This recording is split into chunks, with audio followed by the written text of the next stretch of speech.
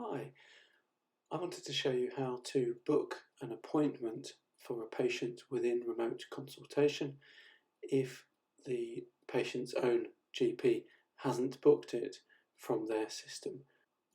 Unfortunately, it's not as straightforward as you might think. You'll often start with a clinic where all of the appointments are blocked so that you are able to book some. So you'll have to start by unblocking, by right-clicking, selecting Properties, and then checking the blocked box and clicking OK. You can then try to find the patient by clicking Find Slot, Find Cross-Organisational Slot, and then at the top changing the organisation to the practice with whom the patient is registered, and then clicking the search button on the patient, filling in their name, gender and date of birth.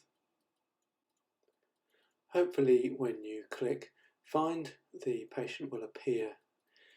If they don't appear, the common reason for this is having selected the wrong practice at the beginning or the wrong date of birth.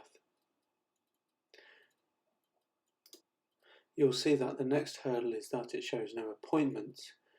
This is because within the appointment criteria, it automatically selected the patient's practice, so you need to go down and select the extended access service, and then the appointments will appear.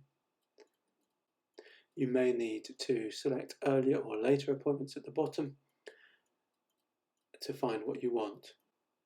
When you have chosen the slot you wish to book, double click on it and there will be a message asking you to consent.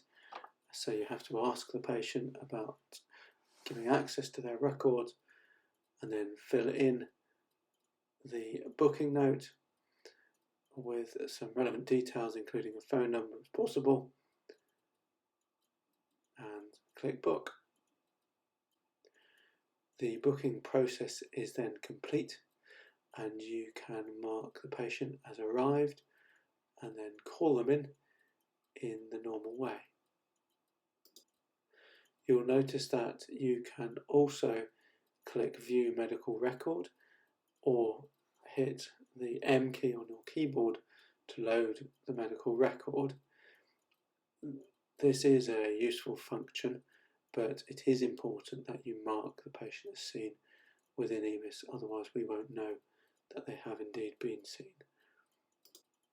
Whichever way you do it, a new instance of EMIS will then open, which mirrors that of the practice that the patient belongs in, and you will be able to start a consultation in the way you're used to. When you have finished recording the consultation, you can save it again as you normally would, but then close that instance of EMIS so that it reveals the appointment book for the extended access service. If, for example, you have phoned a patient and then want to give them a face-to-face appointment, here you can see that you can simply copy and paste that appointment, which avoids the need for the prolonged booking process that I've just shown you.